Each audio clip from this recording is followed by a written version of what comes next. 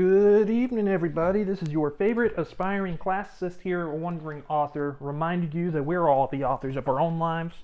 As always, my message remains the same: spend less, live more, earn your freedom with frugality. And let's continue with our discussion. Now, in chapter 8, Aristotle kind of returns to prudence, but he defines it a little differently this time, and he breaks it down into a few different subdivisions. So he opens up and says, prudence is indeed the same quality of mind as political science, though their essence is different. So for Aristotle, political science was actually the highest good, or the highest science, politics in general. And that's really what the whole Nicomachean Ethics is leading up to, his study of politics. Of prudence as regards the state, one kind, as supreme and directive, is called legislative science. And here's an aside right here. For the Greeks, the legislature was not the usual function of parliament, but rather the work of like a founder or a reformer. Today, our democracies have people, or our legislatures are able to change laws willy-nilly, basically whenever they want to, as long as they have the votes. Back in Aristotle's time, that wasn't so much the case. The other, as dealing with particular occurrences, has the name political science. The latter is concerned with action and deliberation, and that is why it is those persons who deal with particular facts who are spoken of as taking part in politics. So politics is the study of particulars, not general rules. Prudence also is commonly understood to mean especially that kind of wisdom which is concerned with oneself, the individual, which is the definition that we've used so far through our analysis of Aristotle's text. And this is given the name prudence, which really belongs to all the kinds, while the others are distinguished as domestic economy, legislature, and political science, the latter being subdivided into deliberative science and judicial science. Now, knowledge of one's own interest will certainly be one kind of prudence, for people seek their own good and suppose that it is right to do so.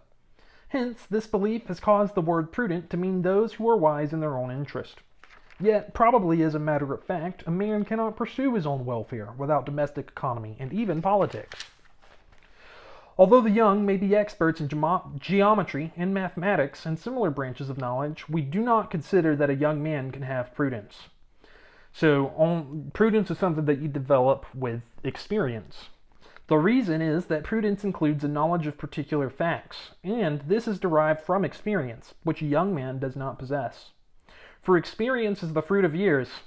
That's a good quote. For experience is the fruit of years.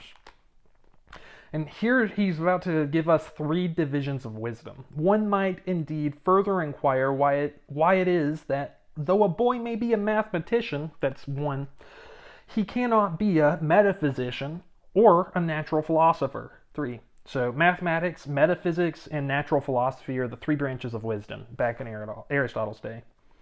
Perhaps the answer is that mathematics deals with abstractions, whereas the first principles of metaphysics and natural philosophy are derived from experience. Again, in deliberation, there is a double possibility of error. You may go wrong either in your general principle or in your particular fact. For instance, either in asserting that all heavy water is unwholesome or that the particular water in question is heavy. And it is clear that prudence is not the same as scientific knowledge, for as has been said, it apprehends ultimate particular things, since the thing to be done is an ultimate particular thing. Prudence then stands opposite to intelligence, for intelligence apprehends definitions, which cannot be proved by reasoning, while prudence deals with the ultimate particular thing, which cannot be apprehended by scientific knowledge, but only by perception. Not the perception of the special senses, but the sort of intuition whereby we perceive that the ultimate figure in mathematics is a triangle. The ultimate figure in mathematics is a triangle. The reason why that is you can't make an enclosed space with fewer than 3 lines. 2 lines, you just get a parallel set. So the ultimate figure in mathematics is a triangle. For there, too, there will be a stop, but the term perception applies in a fuller sense to mathematical intuition than to prudence. The practical intuition of the latter belongs to a different species. Yeah, and that's the entire 8th chapter. He just kind of narrows down the definition of prudence and compares it with scientific knowledge, some of the other topics that we've discussed leading up so far. And yeah, that's pretty much all I've got for you guys today.